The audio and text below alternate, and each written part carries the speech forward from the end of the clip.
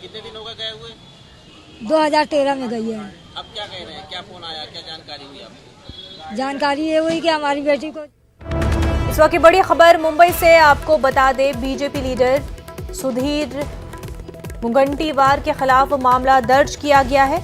BJP के 30 से 40 कारकुनान के खिलाफ भी मामला दर्ज किया गया है। आईपीसी के दफात 188 और 279 के तहत मामला दर्ज किया गया है।